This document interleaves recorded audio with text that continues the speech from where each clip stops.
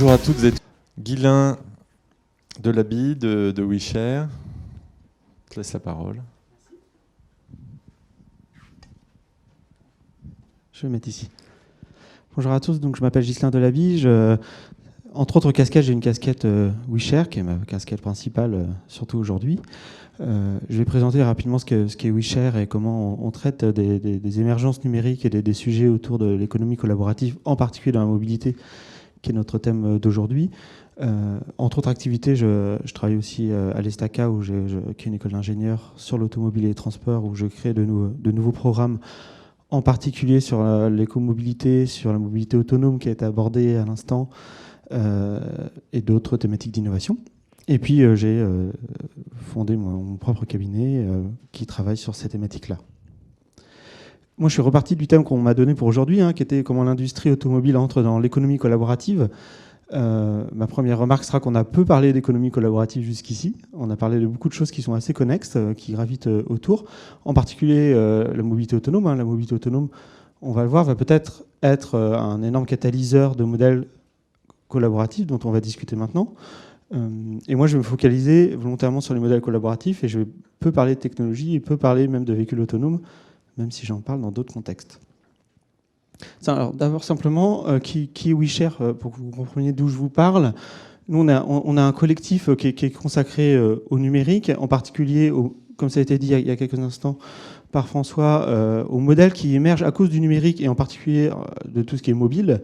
Depuis 5 à 10 ans, on a des modèles qui émergent collaboratifs à cause de ces technologies qui jouent un rôle d'enabler. C'est des modèles qui existaient parfois dans le passé, mais à des échelles différentes ou sur des modes différents et qui ont pris une nouvelle dimension. On travaille sur beaucoup de choses différentes. On n'est pas simplement un think tank, même si on a beaucoup d'activités qui s'apparentent à celles d'un think tank, mais on a aussi une grosse dimension de do tank ou de faire les choses ou d'être un catalyseur pour des projets qui se développent. On le fait de manière extrêmement variée. Et une manière en particulier de le faire, ça c'est notre courte histoire. On a démarré il y a 3-4 ans.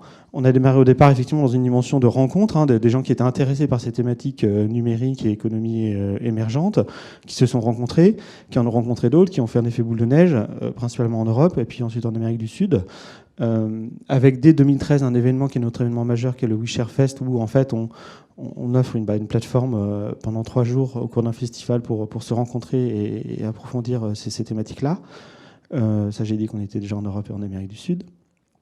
Et on travaille avec énormément d'acteurs, des acteurs du numérique, des acteurs traditionnels, des acteurs académiques aussi, bien sûr, pour jouer un rôle de catalyseur sur des projets et surtout sur approfondir la compréhension de ces modèles et de toutes les problématiques qu'ils posent, parce que ces modèles, on va le voir et on l'entend dans l'actualité très régulièrement, ils posent énormément de problèmes, qui sont des problèmes qui vont effectivement bien au-delà de la mobilité, ou qui vont bien au-delà de tel type de consommation, mais qui posent souvent des questions sociétales, y compris sur notre modèle social, par exemple. On a de nombreux partenaires, en particulier des grands groupes, mais aussi l'écosystème start-up et Deloitte, parmi d'autres. Comment on explore le collaboratif ? Parce que c'est la question qu'on m'a posée. Finalement, comment chez WeShare, ces modèles collaboratifs, notamment dans la mobilité pour l'automobile, comment on les explore ? Je vais le faire dans la troisième partie en abordant quelques transitions ou quelques grandes problématiques fondamentales que nous on voit émergentes. La manière la plus importante dont on le fait, nous, c'est à travers notre événement annuel qui est le WeShare Fest, où pendant 3 jours, en fait, on a des publics extrêmement hétérogènes qui se retrouvent, puisqu'on a des gens qui viennent de grands groupes, on a des gens qui sont quasiment des activistes, on a des gens qui viennent de collectivités, pour débattre de ces thématiques-là, pas uniquement sur le monde de l'automobile, mais l'ensemble des modèles économiques issus du collaboratif. Et donc, on a une dimension à la fois de conférence, d'inspiration, qui est assez classique, mais on a aussi une dimension de co-création au cours de ces 3 jours. On a des projets même qui sont incubés pendant 3 jours et qui émergent à la suite de ces 3 jours. Avec cette année, on a 3 grandes thématiques, qui sont les transformations justement systémiques, on va en aborder quelques-unes dès maintenant, celles qui sont organisationnelles, c'est celles qui intéressent aussi les entreprises, et c'est comment finalement ça a un impact sur l'organisation de mon entreprise, ou la manière dont je travaille avec d'autres entreprises et mon écosystème. Et puis les transformations individuelles, parce que ce dont on se rend compte, c'est que les modèles collaboratifs, ils touchent aussi, et peut-être avant tout, les individus. C'est une forme différente d'économie qui a un impact très très direct sur l'humain, nos relations sociales, nos relations économiques, les uns avec les autres, et notre relation au travail en particulier. Alors, je ne rentre pas plus dans le détail du WeShareFest, on a toute une dimension, je vous disais, d'incubation au cours de ces journées, puis on a une journée publique, une 4e journée qui rallonge le fest. Alors maintenant, rentrons dans le vif du sujet. Quelques défis que j'ai identifiés aujourd'hui. Au début, l'économie collaborative, en tout cas de la manière dont on en a parlé, c'est-à-dire il y a 3-4 ans, certaines personnes ont dit, bah voilà, on va catégoriser. Il y a à peu près 5 ou 6 domaines. Ça fait une jolie petite graphique façon consultant ou académique. Assez pertinent d'ailleurs. Donc il y a des choses dans le domaine des transports, dans le domaine des services, dans le domaine de la gestion de l'espace, la gestion des biens, la gestion de la nourriture, voire de l'argent. Et dans tout cela, on voit l'émergence d'un certain nombre de services qui gèrent différemment. Donc, par exemple, dans le domaine de l'argent, c'est le prêt entre particuliers ou c'est le crowdfunding pour financer des projets culturels, des projets sportifs, des projets de tout type. On l'a dans les transports, des choses qui ont déjà été abordées, sur lesquelles je reviendrai. Et puis après, c'est-à-dire maintenant, et en fait, on a une explosion de ça, c'est-à-dire on n'a plus 5 ou 6 cases, mais celui qui l'a fait, il s'est dit, en fait, je vais pouvoir faire une deuxième version, donc revenir la présenter à tout le monde, en doublant ou triplant le nombre de catégories, parce que de fait, ce qu'on constate, c'est qu'on touche des domaines encore plus variés, la logistique, l'organisation elle-même des entreprises, les utilities, des choses beaucoup plus éloignées a priori des domaines d'application qui étaient envisagés initialement.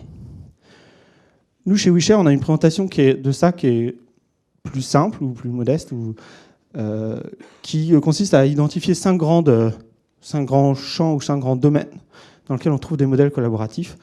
Le domaine de la consommation, d'ailleurs on parle parfois de consommation collaborative, tout ce qui concerne l'éducation ou la connaissance, les modèles de production, les modèles de financement, et puis quelque chose qui est plus méta et qui a une grande importance à nos yeux, qui est la question de la gouvernance, que ce soit la gouvernance à l'échelle d'une organisation, à l'échelle de la société, ou même les relations entre les individus.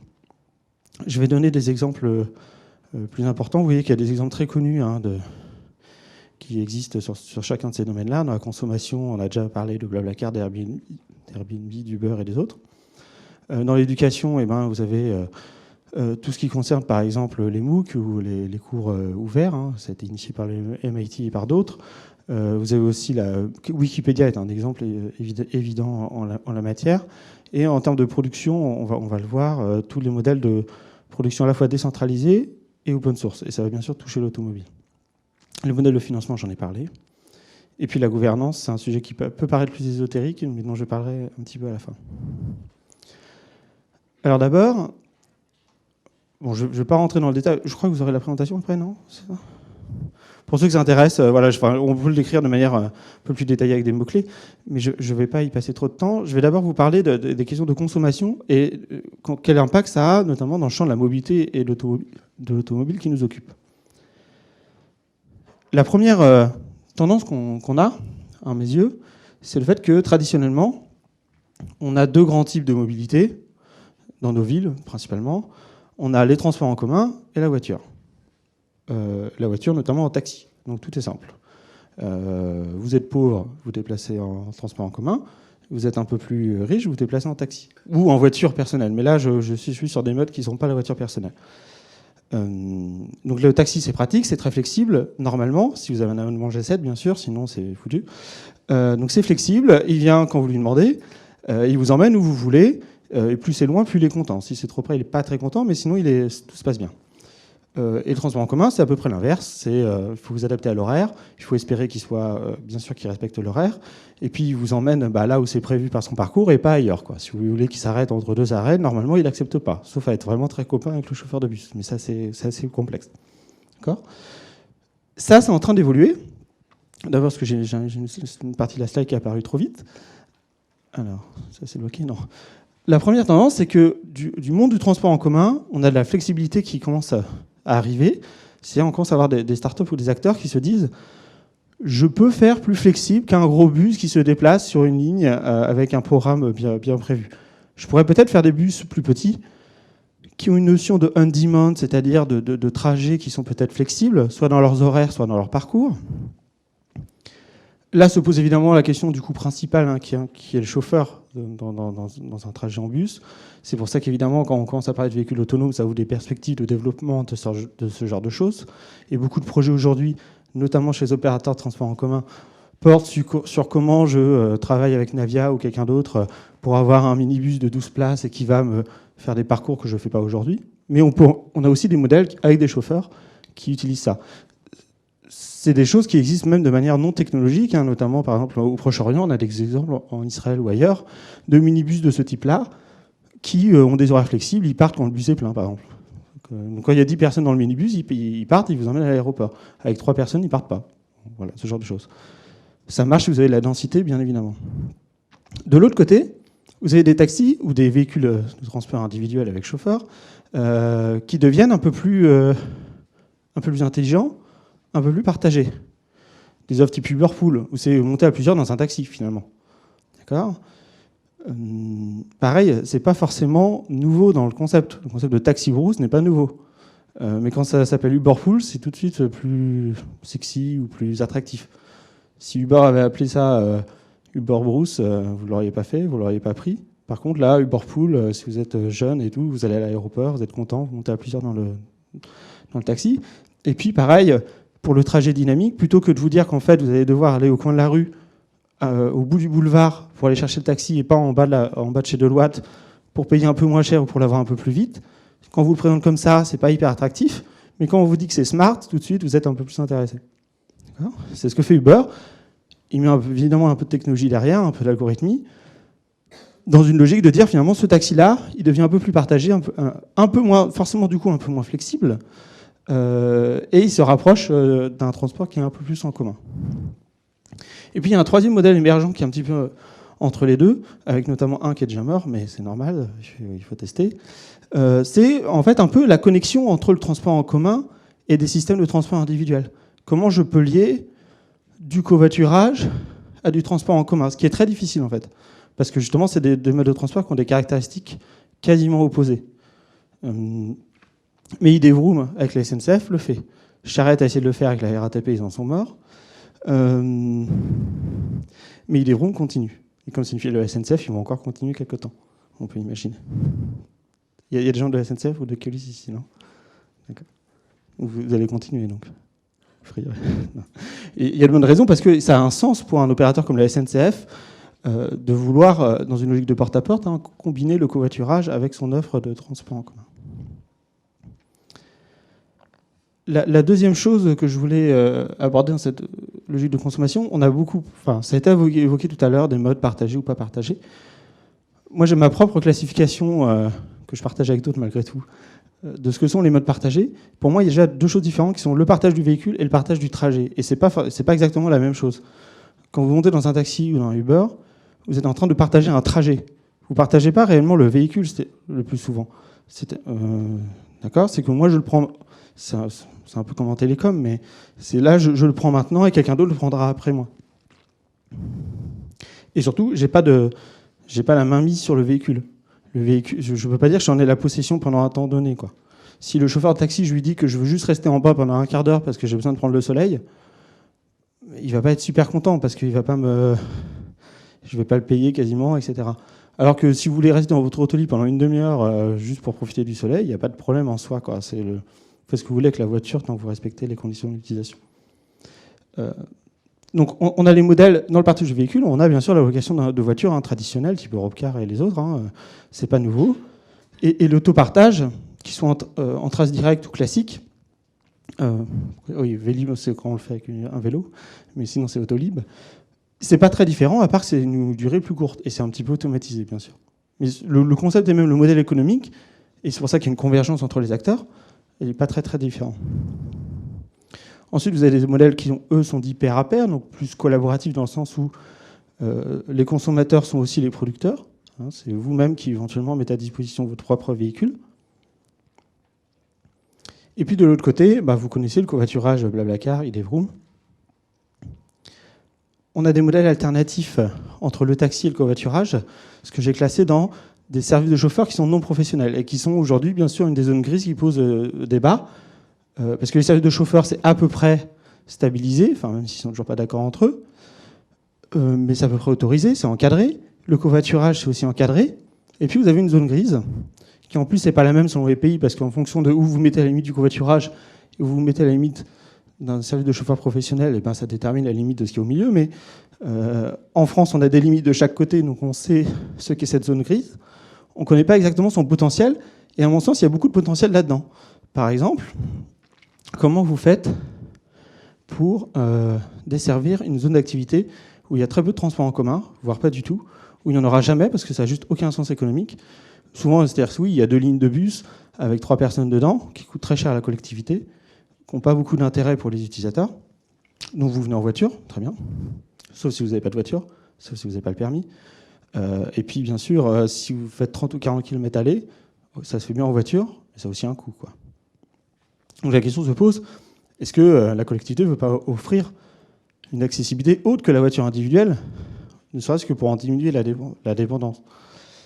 Et là, on a potentiellement la possibilité d'améliorer les choses. Bien sûr, on essaie de le faire avec du covoiturage aujourd'hui. On dit aux gens, covoiturez entre vous. Très bien. Il y a 5% des gens pour qui ça marche très bien. Si vous avez les mêmes horaires de travail, vous habitez à peu près au même endroit, ça se passe bien. Donc il y a un potentiel de 5%. 10% quand vous êtes dans des usines en 3-8, vous atteignez à peu près 10%, ce qui est très bien. Mais pour aller au-delà, c'est-à-dire pour avoir un vrai changement d'échelle, comment on fait ? À mon sens, les modèles économiques du covoiturage serviciel type Blablacar ou les plateformes qui sont utilisées aujourd'hui ont quand même une limite intrinsèque qui est celle du modèle. Et c'est là où des services de chauffeurs, si vous dites demain à quelqu'un qui va travailler alors soit au technocentre ou sur une usine de Renault, vous dites, ben voilà, au lieu de te rémunérer 7 centimes du kilomètre pour faire un détour et prendre du schmoll à côté, et finalement, du schmoll, si vous n'avez pas de relation particulière avec lui, ça va vite vous saouler, vous n'allez pas le faire juste par altruisme, et c'est pas pour 1,50 € que vous allez le faire. Si je vous dis maintenant, je vous donne 50 centimes du kilomètre, ou 70, 50 centimes, hein, c'est pas tant que ça en fait. Sauf que sur 10 km, ça fait déjà 5 €, donc ça fait 10 € par jour. Donc ça fait 200 € par mois. Donc ça fait 2500 € par an. Là, ça peut être un peu différent. Surtout qu'à ce tarif-là, moi j'en prends 2, quoi. Je me débrouille, quoi. Ça dépend. Si je suis au SMIC, ça a un intérêt. Ou même si je gagne plus que le SMIC, mais que j'ai envie de valoriser un peu mon temps, et que ça ne me gêne pas, ça peut commencer à avoir du sens. Et en même temps, ça ne vient pas forcément en concurrence avec des modèles de chauffeurs professionnels. Parce que la plupart des gens ne prennent pas le taxi pour aller juste travailler. En particulier sur une zone d'activité. Vous ne voyez pas le matin une file de 50 taxis qui amènent des gens pour travailler à l'usine. Ça serait un peu bizarre. Donc il n'y a pas de concurrence, et potentiellement on peut construire un modèle social qui est tout aussi acceptable. En tout cas, pour nous, c'est un sujet de réflexion. Ensuite, la production, là, on va toucher encore un peu moins au transport en commun et un peu plus à nos amis constructeurs automobiles. Pour moi, une des révolutions, c'est la question de la production digitalisée, avec les méthodes du numérique. Vous avez certainement entendu parler notamment de l'impression 3D, qui n'est pas forcément une méthode nouvelle, mais qui prend un essor nouveau. Les questions que ça pose, c'est comment on passe plus rapidement de la maquette ou du modèle numérique à l'objet final. Et comment on en change peut-être plus souvent. Comment on devient plus flexible. Aujourd'hui, une voiture, vous en avez l'idée aujourd'hui, vous la concevez en 3 à 5 ans, enfin ça dépend d'où vous partez avec votre idée, est-ce que c'est juste une mise à jour de la voiture, une voiture toute neuve, pas une voiture entièrement nouvelle. Et puis au bout de 5 ans, vous mettez en production la voiture, si possible beaucoup d'un coup, sinon ça ne marche pas bien. En tout cas, si vous n'avez pas des coûts satisfaisants. Et puis vous la produisez pour 5 ans, parce que vous n'allez pas changer de modèle fondamentalement tous les ans non plus, ni encore moins tous les 6 mois. Et puis bien sûr, il faut que vous en assuriez le service après-vente pendant 15 ans, voire 20 ans. Donc finalement, vous avez un cycle de la vie d'une voiture, tu me dis si je me trompe, mais 25-30 ans. Et encore, je suis généreux. D'accord ? Il y a encore des R5 en circulation, pas beaucoup, mais donc ça, pas beaucoup. Bon. Du coup, on a identifié quelques tendances et on a essayé de comparer quelques acteurs. Alors vous connaissez tous Tesla, j'imagine.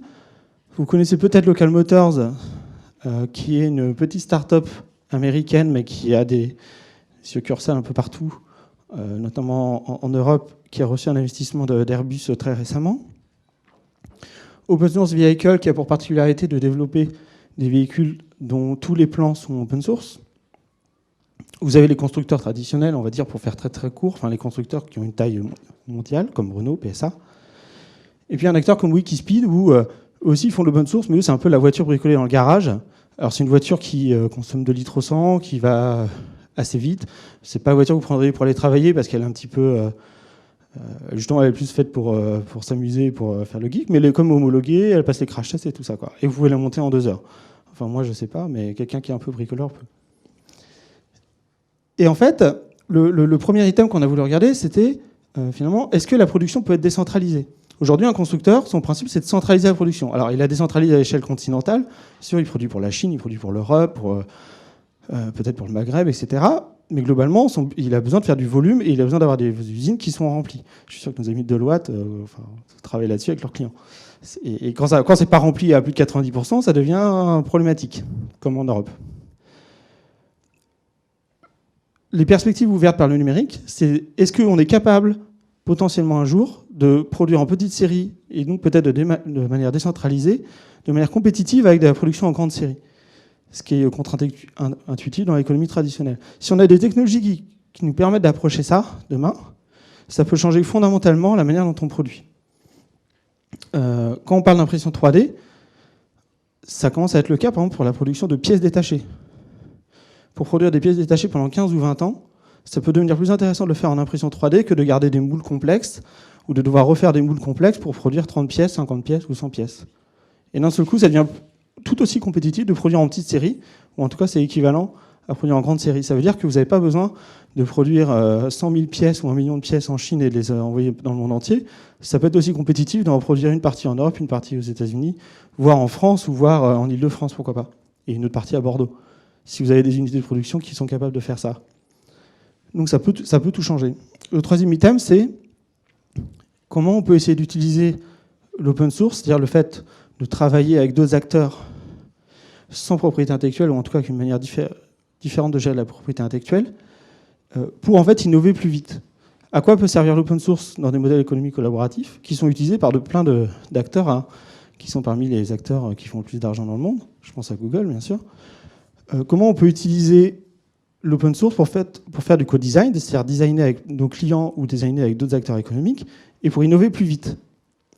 Aujourd'hui, si vous voulez lancer votre site web, n'importe quel site web, que ce soit pour votre famille, votre asso, votre entreprise, vous allez utiliser le logiciel open source. Pourquoi ? Parce que vous n'allez pas vous amuser à coder avec votre petite main un serveur web, différentes couches applicatives, et tout ce qui va bien avant de pouvoir commencer à taper la première ligne de code en HTML. Enfin, c'est-à-dire que maintenant, vous ne tapez même plus du HTML, vous êtes encore au-dessus. Si vous faisiez ça, il vous faudrait beaucoup de temps et d'énergie. C'était le cas il y a 20 ans. Maintenant, il n'y a plus personne qui fait ça, sauf être un petit peu masochiste ou avoir des objectifs particuliers. Si vous êtes Facebook, vous le faites, mais c'est différent parce que, évidemment, c'est justifié par l'ampleur de votre projet. Et c'est pour ça que développer un site web aujourd'hui, ça peut potentiellement, vous pouvez lancer en une demi-journée avec un budget de 50 €. Alors qu'il y a 20 ans, c'était un budget de plusieurs milliers d'euros, voire dizaines de milliers d'euros, voire centaines de milliers d'euros. Et surtout, ça prenait beaucoup plus de temps. D'accord ? Et la dernière chose, c'est est-ce que les acteurs en question sont capables de mettre à l'échelle ce genre d'approche ? Un acteur comme Wikispeed, pas du tout, parce qu'eux, ils cherchent juste à bricoler dans leur garage, éventuellement à le faire partout sur la planète, mais c'est juste un truc pour rigoler entre amis. Alors qu'il y a des acteurs comme Local Motors, qui le prennent de manière beaucoup plus sérieuse, dont c'est le projet économique, et c'est là-dessus qu'ils travaillent avec Airbus, sur cette manière d'innover, de travailler avec nos clients, comment on la passe à une échelle industrielle. Et Airbus, ça ne les intéresse pas, le côté garage, quoi. Vous imaginez bien. Le deuxième aspect, ou le troisième plutôt, c'est l'aspect du financement. Donc vous avez tous entendu parler des choses un peu participatives. Un projet comme Hyperloop, si vous en avez entendu parler, c'est le projet lancé par Elon Musk de transport à très haute vitesse, 1000 km/h, des capsules dans un tube sous vide, qui normalement s'arrêtent au bout, quand tout va bien. Ils vont tester cet été. Hop. Ah, c'est bon. Ouais, on a craint le pire là. Devoir tout recommencer. Et en fait, la particularité de certaines entreprises qui travaillent sur le projet Hyperloop, c'est qu'en termes de financement, elles ont une équipe très petite, mais elles font appel à des centaines d'ingénieurs à travers le monde sur un modèle de financement qui est en fait de partager la valeur future. Finalement, c'est pas très nouveau, un projet entrepreneurial, quand vous partagez des actions entre entrepreneurs ou associés, c'est un peu ce modèle-là.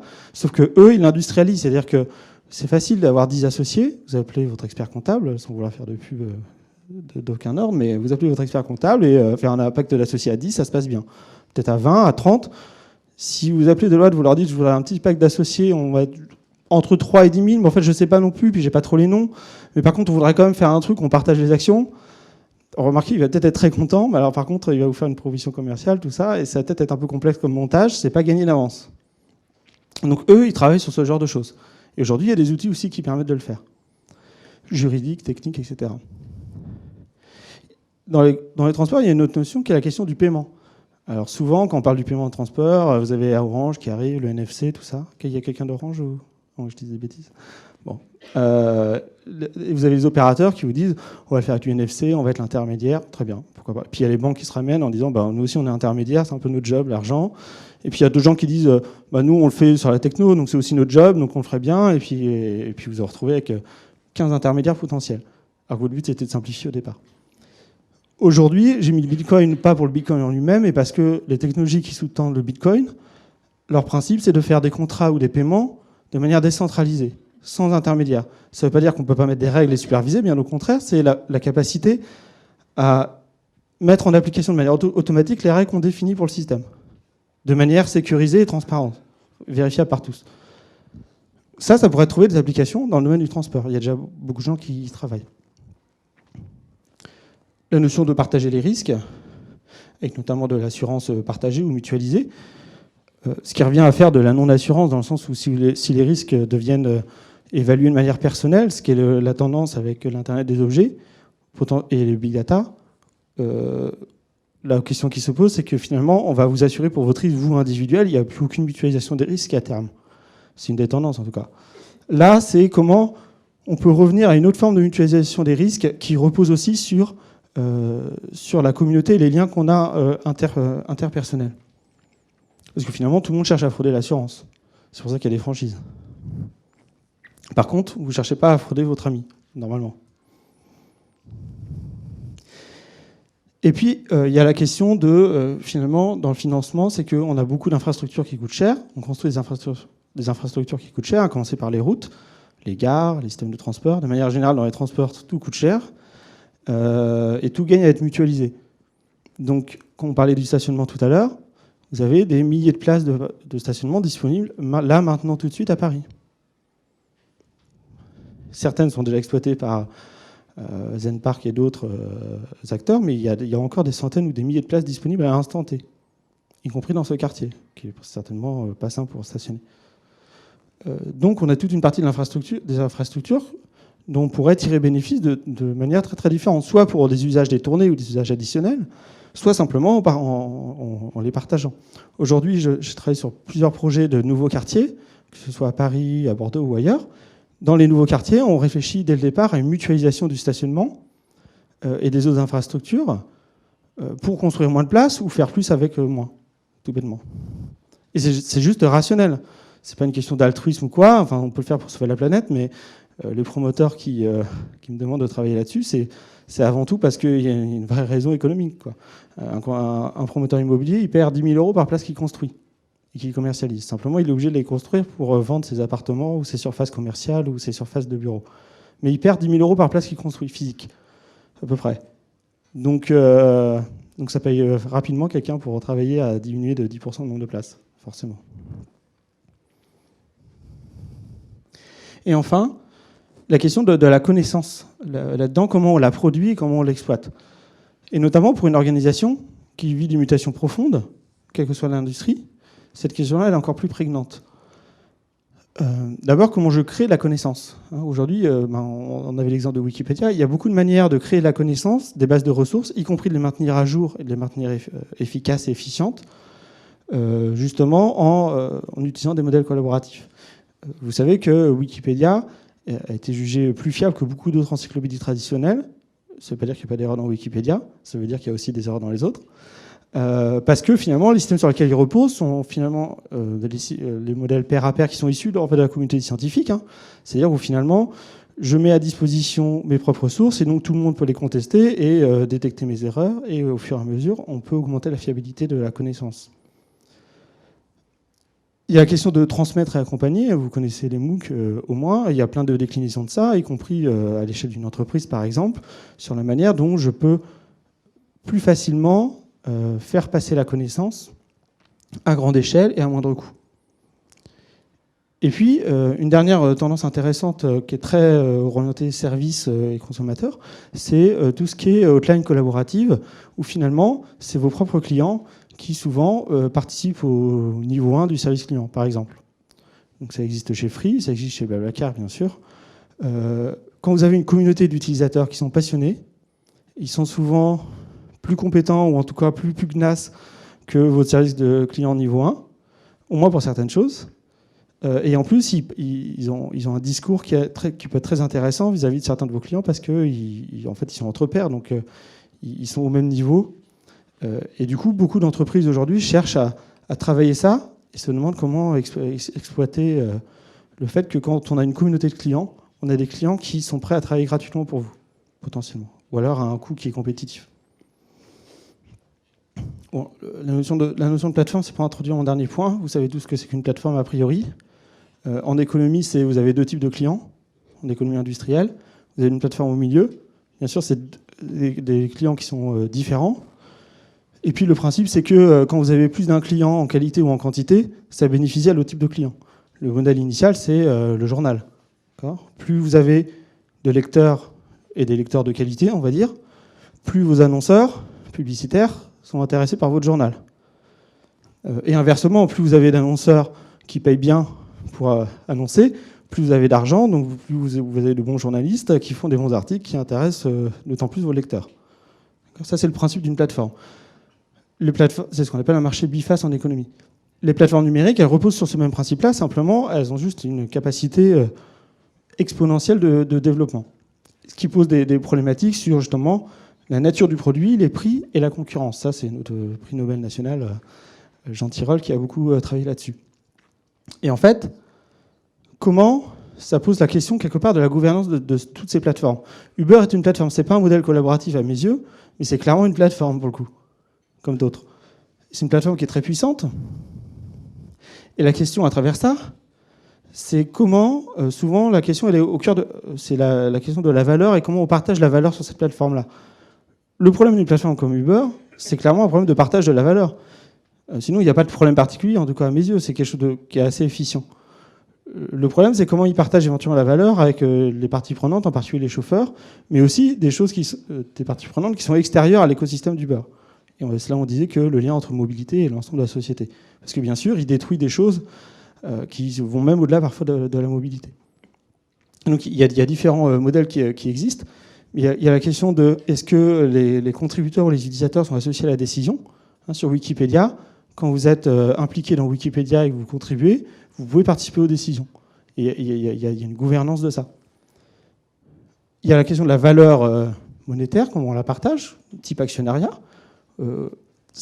Pourquoi ? Parce qu'une plateforme, ce qui est important pour elle, c'est de démarrer. Parce qu'au début, quand vous n'avez pas de clients, votre plateforme ne vaut rien. Vous pouvez avoir le site web le plus beau de la Terre, le plus performant, le mieux designé, tout ce que vous voulez, avec le meilleur concept. Vous n'avez pas de clients de la catégorie 1, donc vous n'aurez pas de clients de la catégorie 2. C'est foutu. Donc, vos premiers clients, ils ont une valeur qui est bien supérieure à votre millionième client. Pour Blablacar, ces 1000 premiers clients ont beaucoup plus de valeur que les clients entre le millionième et 1000. Du coup, comment vous pouvez récompenser ou en tout cas valoriser cet apport de vos clients ? Ça, c'est une vraie question. Même d'attractivité, concrètement. Parce qu'à la limite, si je voulais lancer un concurrent à Blablacar aujourd'hui, je n'aurais pas d'autre choix potentiellement peut-être que de payer même des gens pour venir sur la plateforme, ou en tout cas de trouver une manière d'être attractif. Parce que Blablacar est 1000 fois ou 1 million de fois plus attractif que moi à site web équivalent. Et notamment, une des manières de faire ça, je l'ai mentionné tout à l'heure, c'est l'usage de la technologie blockchain qui est derrière le Bitcoin, parce qu'elle peut permettre d'évaluer automatiquement et de manière très fine des contributions et de mettre en application des règles que je définis. C'est pas quelque chose qui fonctionne tout seul, c'est de manière de dire, à la limite, voilà, un client qui circule dans la rue avenue du Général de Gaulle à Neuilly, c'est un endroit assez intéressant pour où j'aimerais bien avoir des chauffeurs, que ce soit pour mon système Uber ou mon système de covoiturage. Et ben ça a une valeur. Et ça a une valeur à 11h du matin, ça n'a pas beaucoup à 11h du soir peut-être, parce qu'il n'y a personne ici à 11h du soir. Par contre, à 11h du matin, ça a un sens. Vous ne pourriez pas évaluer ça à la main et avoir quelqu'un qui suive tout ça, ça n'a aucun sens. Par contre, vous pourriez très bien le faire avec la technologie si vous avez l'information. Et puis, du coup, est-ce que vous cherchez à mettre en œuvre une organisation décentralisée? Parce qu'à partir du moment où votre fonctionnement il est décentralisé dans les faits, comment votre organisation elle-même elle est décentralisée? Une plateforme comme Uber, elle est très centralisée. Vous avez des gens aux États-Unis, et même les gens en France, finalement, ne font que dérouler, bien sûr, la politique marketing du siège, mais c'est extrêmement centralisé comme fonctionnement, alors qu'en même temps, comme organisation, alors que le fonctionnement lui-même, lui, est extrêmement décentralisé, parce que chaque chauffeur est indépendant quasiment. Hop. Bon, ça veut dire qu'il faut que je termine. Voilà, c'est mon dernier slide. Comment une entreprise peut essayer de se transformer et d'exploiter le modèle collaboratif? Il y a deux grands axes. Soit on travaille sur l'interne, soit on travaille sur l'écosystème. Et puis, soit on a une approche assez conservatrice, soit on a une approche plus transformatrice. Bon, dans le conservateur, on a évidemment, on peut juste avoir un lobbying négatif en disant ce ne sont que des barbares et oust à tout ça. Très bien. Ça marche un temps, mais rarement longtemps. Vous pouvez communiquer, mais donc, parfois ça peut être positif. Hein. Ça peut être, par exemple, quand Ikea communique autour de la seconde vie de ses meubles, y compris dans ses magasins. Decathlon fait ce genre de choses. Ça marche assez bien. Ça vous transforme pas beaucoup, mais ça marche. Par contre, quand c'est Ibis, j'ai pas pris l'exemple là pour alourdir la présentation, mais Ibis qui fait une pub où il vous parle de tourisme collaboratif, de visiter avec un guide local, de manger chez un local, et puis de dormir dans un hôtel Ibis, ça fait rigoler tout le monde parce qu'on ne comprend pas très bien le sens de la pub. Donc c'est dangereux.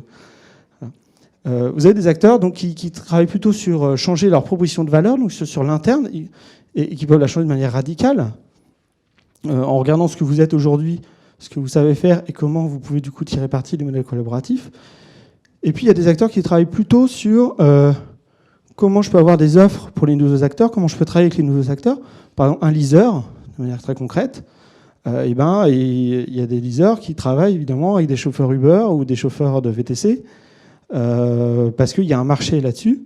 Il y a des acteurs qui sont positionnés, il y a une vraie demande, il y a des particularités aussi en termes de financement. Et donc, il y a un marché, une offre qu'on peut développer spécifiquement pour ces nouveaux acteurs. Il y a bien sûr beaucoup de formes de partenariat. Et puis, ce qui est le plus engageant et transformateur, c'est certainement d'essayer d'évoluer vers un modèle de plateforme qui, comme on l'a vu, est extrêmement différent des modèles traditionnels et donc oblige en fait à repenser l'ensemble du fonctionnement de l'entreprise. Voilà. Merci beaucoup. Merci beaucoup, Ghislain. Alors, on va prendre un certain nombre de questions parce qu'effectivement, on a évoqué beaucoup de sujets qui j'imagine, questionnent les transformations de vos entreprises aussi. Je vous propose de fonctionner comme on le faisait d'habitude, en utilisant un post-it numérique. Effectivement, on a parlé ce matin de collaboratif, on a parlé d'outils digitaux, donc c'est parfait puisque ça va me permettre de rebondir et de vous expliquer ce qu'est la Greenhouse, le lieu dans lequel vous êtes ce matin.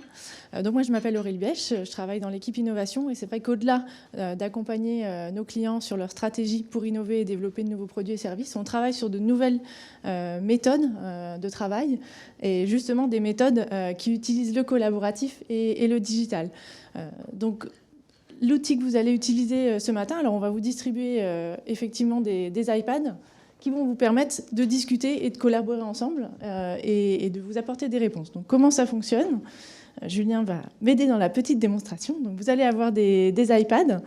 Ça fonctionne de manière très très simple, c'est-à-dire qu'à partir du moment où vous avez une question, vous la rentrez dans l'iPad de cette manière-ci et vous appuyez sur partager. 2 fois sur partager. Et normalement, l'idée arrive ici.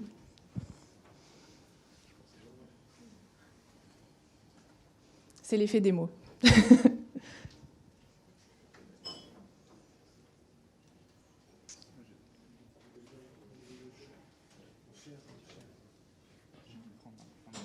Alors, on va prendre...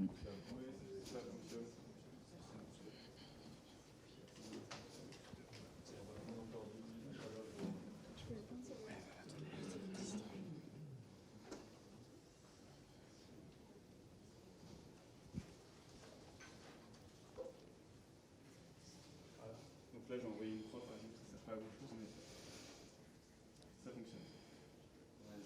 Donc, vous avez effectivement du coup des iPads qui ont été distribués. Alors, est-ce qu'il y a des questions qui arrivent ? Effectivement, pour partager les questions, on vous propose de fonctionner comme ça. Alors, l'avantage de cet outil, c'est qu'on ne saura pas qui a posé la question. Donc, n'hésitez pas à poser du coup des questions qui vous semblent naïves. Il n'y a pas de mauvaises questions. Et surtout, on se fera un plaisir d'y répondre.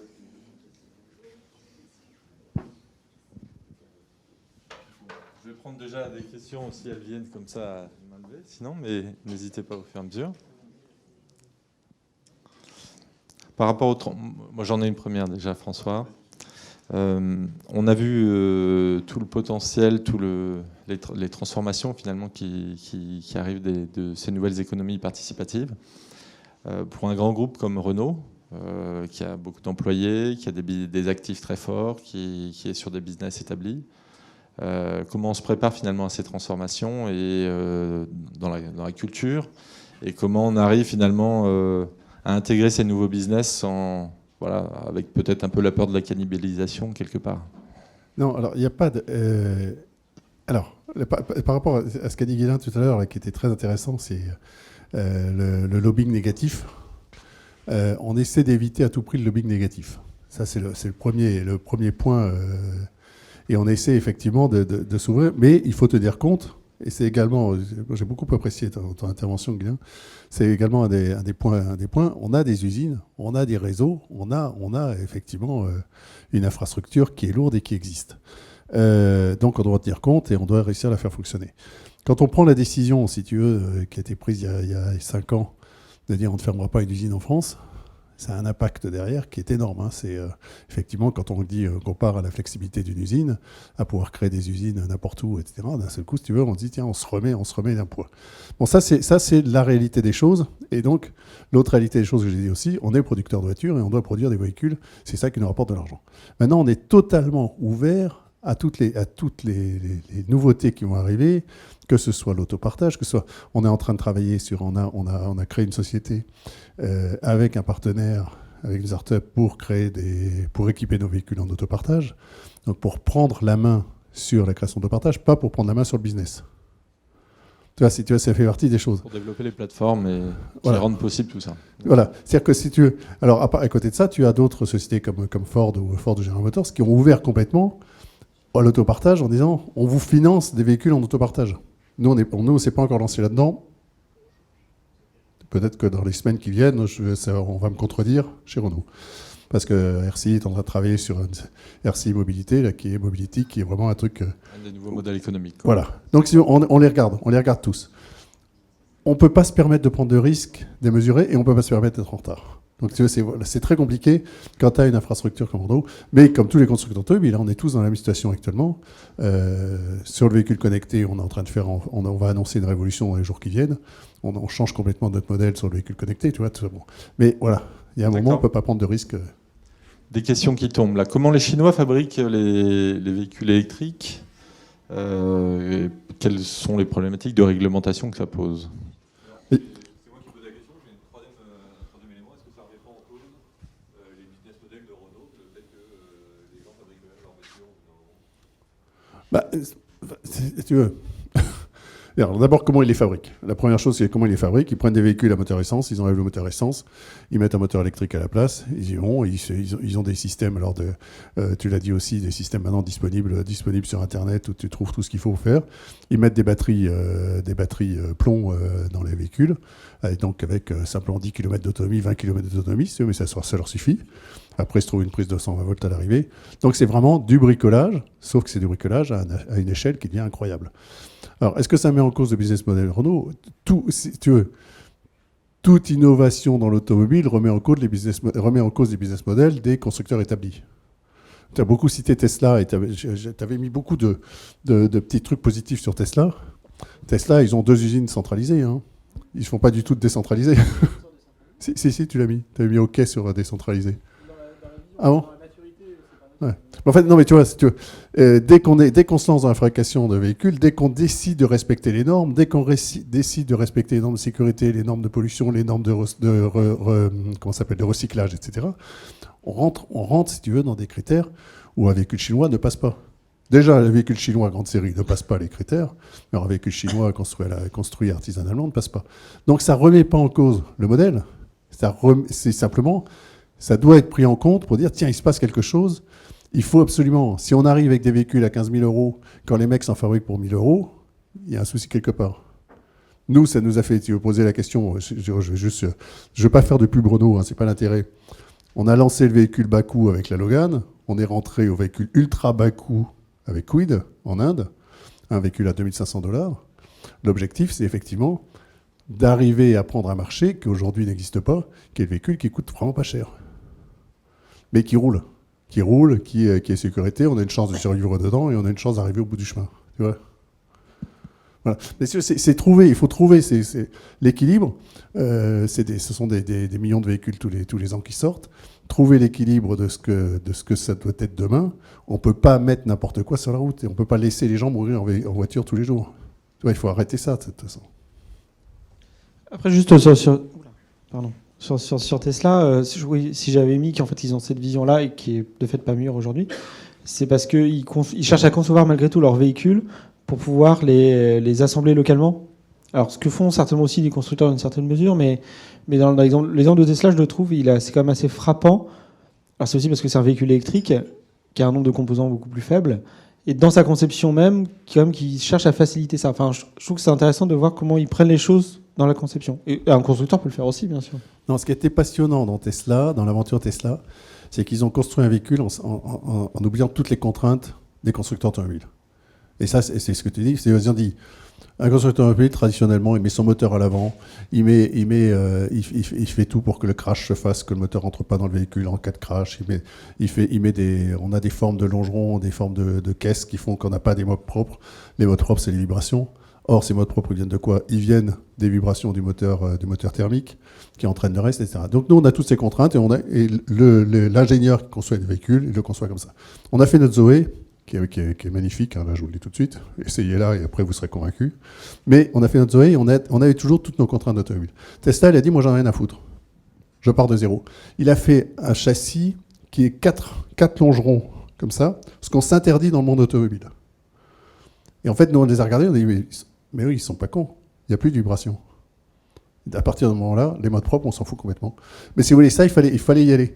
Bon, il a aussi dit, nous, batteries, on a réfléchi à des batteries archi performantes. Lui, il a dit, moi, je prends des batteries de téléphone, je les empile, j'en mets 1 tonne et puis ça marchera.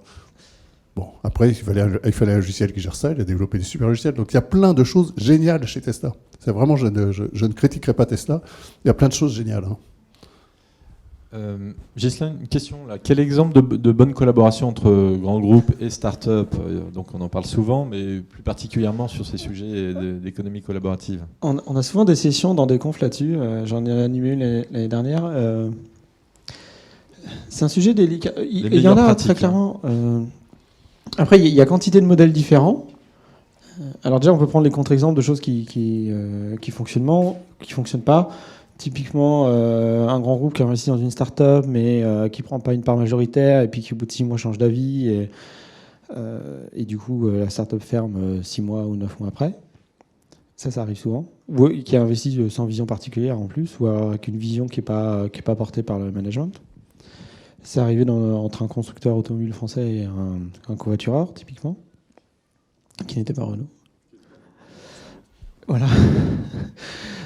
Après, des exemples qui fonctionnent bien, justement, il y a des grands groupes qui finissent par racheter des startups et par l'intégrer. Il y a évidemment la SNCF avec Idevo, mais c'est le cas, j'ai en tête Car2Go avec Mercedes, et en fait, au départ, c'était une startup. Ils ont suivi dès le départ. Ils ont assisté sur les premières expérimentations et dès qu'ils ont vu une preuve de concept qui leur convenait bien, ils ont racheté, ils ont investi dedans. Après, la difficulté souvent, c'est une fois s'il y a une fusion, ou un rachat, comment gérer la relation entre les deux, parce qu'évidemment, souvent, le grand groupe étouffe la start-up d'une façon ou d'une autre, sans le vouloir, mais de par les différentes organisations et de culture, il y a une grosse problématique à gérer toujours. Donc ça, c'est un modèle. Après, il y a des modèles d'associations simples ou de partenariats stratégiques, mais qui ne sont pas capitalistiques, qui peuvent fonctionner. La difficulté pour une start-up qui est dans un partenariat fort avec un grand groupe, par exemple, c'est que potentiellement, il y a de l'exclusivité, potentiellement elle doit passer beaucoup de temps dans des réunions avec le grand groupe, et qui s'en aperçoit pas, parce que 10 personnes d'un grand groupe qui passent chacun 1 heure de réunion, ils n'ont pas passé beaucoup de temps, mais si en face il y a un seul interlocuteur, lui il a passé 10 heures, donc, enfin 10 fois 1 heure. Donc ça monte vite. Quand j'ai pris 1 heure, j'ai été assez cool. Donc, et du coup, ça peut l'empêcher effectivement d'innover rapidement, parce que la vocation d'une start-up, quel que soit son modèle, y compris si c'est une filiale d'un grand groupe, pour moi la vocation d'une start-up, c'est d'innover de manière itérative jusqu'à trouver un modèle qui soit capable éventuellement de scaler plus tard. Et tant qu'ils n'ont pas trouvé ce modèle-là, soit ils essayent, puis éventuellement ils meurent s'ils n'ont plus les moyens ou s'ils considèrent qu'ils ne peuvent plus y arriver. Donc tout ce qui ralentit ça, et notamment une collaboration même très fructueuse avec un groupe, peut être un problème, quoi.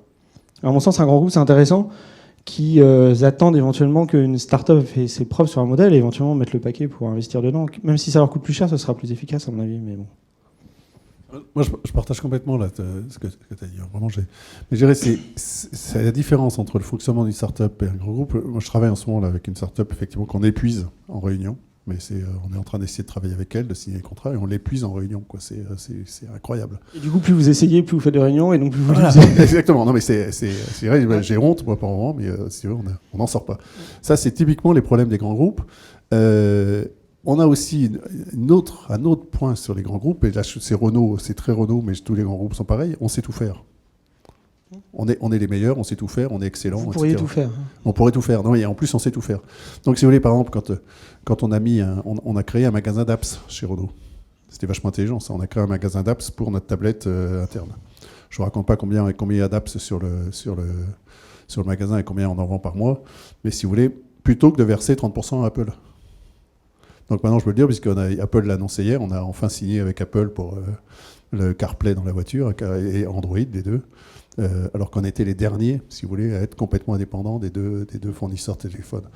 Bon, est-ce que c'était... Si vous voulez, voilà, des choses comme ça. Parce qu'on s'est dit, on sait faire un magasin, on est capable de le faire. Sauf que derrière, il y a des gens qui font un business. François, par rapport à la question, là, quels sont les enjeux de mobilité et la relation au secteur des médias, justement, en parlant des apps ? Comment vous allez intégrer des acteurs externes ou de nouveaux services qui sont finalement pas des services directement liés à la mobilité ? Alors, je comprends moyennement la question. La place du secteur des médias au sein de l'automobile, tel que je le perçois dans cette question. Tu comprends la question, toi ? Qui l'a posé ? C'est comme ça que je la comprenais, c'est-à-dire quel rôle pour la télévision dans la médias. voiture qui c'est qui a posé la question ? La télévision dans la voiture et le...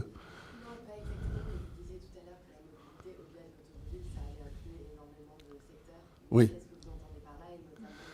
C'est à cause des budgets pub, non ? Je pense que c'est quoi ? C'est 20% des budgets pub, les constructeurs ? C'est quoi ça ? Je sais que par contre, le budget pub chez un constructeur, c'est énorme. C'est ça. Et c'est une grosse part chez quand même beaucoup de médias, que ce soit papier ou télé. Non, mais il y a aussi la radio, la télé. La télé, oui, bien sûr. Voilà. Ce genre de choses. Donc du coup, c'est une grosse part des revenus des médias. Donc s'il y a une modification profonde de certains modèles économiques des constructeurs ou de la mobilité, ça, par ricochet, ça pourrait avoir un impact. Si par exemple, caricatural évidemment, mais si demain vous n'avez plus que de l'autolib à Paris qui est autorisé à cause de Madame Hidalgo, etc., au grand désespoir de beaucoup de gens, le nôtre en premier. Tout le monde a un abonnement Autolib et ça sert à rien que Renault s'échine à vous faire de la pub pour une voiture si vous êtes parisien. Je caricature, mais c'est exactement ça. Mais du coup, le point qui a des grandes pages Renault, c'est fini. Enfin, en tout cas pour la diffusion à Paris. France 3, Île-de-France aussi, ils arrêtent, etc., etc. Donc c'est 20% du budget pub, quoi. Enfin, voilà, c'est une caricature là, mais c'est ça l'idée. Je pense que c'était sur les médias, mais c'était aussi l'intégration de nouveaux médias dans les véhicules, je pense. Dans l'autre sens.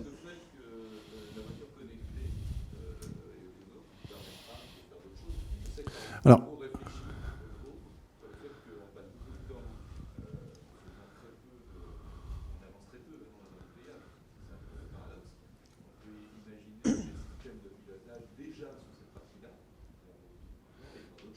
voilà. Alors, c'est pour ça que je posais la question, est-ce que c'est regarder la télévision dans la voiture ? J'ai imité en disant, je caricaturais en regardant la télévision dans la voiture. Ce qui est clair, si vous allez au dernier niveau du véhicule autonome, le véhicule autonome qui est où on pourrait fermer toutes les fenêtres, c'est le concept car Mercedes. Toutes les fenêtres se ferment et le véhicule roule. Et d'ailleurs, sur les bords, vous projetez un paysage qui n'est pas celui qui est dehors, qui est beaucoup plus beau. Et, oui, non, mais c'est exactement. Mercedes l'a adopté avec la boîte que vous aviez primée. Ils ont travaillé avec eux. Et donc ça, c'est le concept. Et là, à partir de là, effectivement, il faut avoir accès à tous les moyens de tous les médias dans le véhicule, que ce soit effectivement pour lire ses SMS ou pour regarder la télévision ou pour lire le journal ou pour le journal en électronique, hein, etc. Donc nous on travaille énormément là-dessus sur le dernier niveau du véhicule autonome. Puis après, vous avez tous les niveaux là dont j'ai parlé avant, les niveaux intermédiaires, où vous êtes censé garder le contrôle du véhicule. Et là, si vous voulez, il y a un énorme souci, c'est vous êtes censé pouvoir reprendre la main à n'importe quand dans le véhicule, et en même temps, on vous dit, tiens, lisez vos SMS, et puis faites vos messages, tapez vos mails, etc. Et donc là, on a un vrai problème de sécurité. On travaille beaucoup là-dessus, sur combien de secondes il faut pour reprendre la main. Combien de centièmes de seconde. Vous avez dû voir, en ce moment, on en parle beaucoup sur le véhicule autonome, c'est 1000 interventions par seconde, le véhicule autonome. Chacun des capteurs fait 1000 interventions par seconde. Maintenant, reprendre la main d'un véhicule, vous êtes en train de faire un SMS, le véhicule vous dit « Ah, je ne sais pas quoi faire, il y a quelque chose qui arrive », il vous faut 2 à 3 secondes. 2 à 3 secondes, je ne vous raconte pas ce qui se passe. Donc voilà, c'est là où on a vraiment des gros soucis actuellement sur qu'est-ce qu'on peut ouvrir, qu'est-ce qu'on peut laisser. Dans un embouteillage, effectivement, si la voiture n'avance pas, le pire des cas, c'est vous rentrez dans la voiture de devant. Bon, c'est déjà ce qui se passe quand les gens lisent le journal en conduisant. Bon, c'est pas dramatique, mais si vous voulez, voilà, c'est ça le gros problème, c'est la sécurité des passagers. Et à mon sens, c'est pour ça que les constructeurs, comme c'était rappelé par François Pisse tout à l'heure, ils se concentrent sur l'autoroute et les bouchons. Un, parce que c'est plus facile, c'est vrai, et c'est le plus continu en termes de développement. Et deux, parce que ça augmente énormément l'attractivité de la voiture sur son usage le plus fréquent, c'est-à-dire l'usage pour aller au boulot dans les bouchons, pour la plupart des gens. Et d'ailleurs, à mon sens, on peut être sûr que effectivement, l'avenir de la voiture il est assuré par ça, parce qu'il va y avoir un effet rebond qui, à mon avis, va être très fort, notamment en région parisienne. Si en 2025, et un petit peu avant, vous avez des Renault, des Peugeot et toutes les marques, vous avez effectivement un mode 4, uniquement sur les bouchons, effectivement, voire sur la conduite tant que vous restez sur la 86 et les autoroutes franciliennes. Concrètement, c'est 3/4 de votre parcours, voire plus en comptant les bouchons. Donc, OK, vous partez de chez vous, vous conduisez, vous arrivez sur la rocade, et là, vous passez en mode tablette ou en mode journal. Et du coup, à la limite, même si les bouchons vont augmenter, vous passez d'1 heure à 1h15 de parcours, vous vous en moquez parce que vous êtes sur votre tablette, sur Facebook, en train de faire n'importe quoi. Et à mon avis, ça va être un effet assez fort, au moins à court terme. Avant qu'on vide les villes avec le véhicule autonome, je pense qu'on va surtout les remplir. De ce fait-là, à mon avis. C'est effectivement le problème de la congestion liée au véhicule autonome. Alors, après, vous avez, si vous voulez, si on revient sur le véhicule autonome, et on en a beaucoup parlé, qui est le véhicule autonome partagé. Le véhicule autonome qui attend à la sortie de la gare, je sais que c'est 5 personnes, dès qu'il y a 5 personnes, il part, il amène les gens chez eux. Là, on décongestionne, c'est indiscutable. Mais après, vous avez un autre modèle de congestion. Il faut un haut niveau d'autonomie, et c'est moins certain et moins court. Enfin. Il y a un truc qui en ce moment est très très regardé sur le véhicule autonome, c'est le véhicule autonome pour les seniors. Les seniors qui ne se déplacent plus, qui ne conduisent plus. D'un seul coup, on va leur dire, voilà, vous avez un véhicule autonome qui est devant chez vous, vous le montez dedans, il vous emmène où vous voulez. D'un seul coup, vous allez avoir un paquet de seniors qui vont se mettre à bouger, qui ne bougent plus de chez eux. Qui vont se mettre à bouger parce qu'enfin, on leur ouvre ça. Mais ça, c'est pas très grave. C'est génial, c'est génial. Il y a une bonne mobilité. Non, mais c'est génial. C'est un nouveau marché. Ça fait des véhicules en plus. Donc, si vous voulez, le véhicule autonome ne va pas forcément réduire le nombre de véhicules. C'est le véhicule partagé qui va le réduire, ça c'est clair. L'autopartage de véhicules ne va pas le réduire, ne va pas réduire le nombre de véhicules. Il va plutôt augmenter le nombre de véhicules en train de circuler. Vous voyez, il faut faire attention. Il faut regarder tout ça. Alors que le covoiturage réduit le nombre de véhicules en train de rouler. Peut-être une dernière petite question, François. La part de R&D des constructeurs affectés aux véhicules autonomes, j'imagine que c'est secret, mais bon. C'est secret, mais je vais vous le donner en pourcentage. On vient de décider du budget du véhicule autonome sur les 5 prochaines années, et c'est 20% de la R&D. D'accord. Très bien. Après, vous pouvez aller chercher le montant de la R&D Renault, etc. Faire ça, mais voilà, ça a été décidé, et c'est un budget énorme. Bon, écoutez, messieurs, je tiens à vous remercier énormément pour vos présentations, pour ces éléments, et puis au nom de toute la salle. Merci beaucoup, et au plaisir de vous retrouver pour un prochain petit déjeuner NetExpo Customers. Bientôt.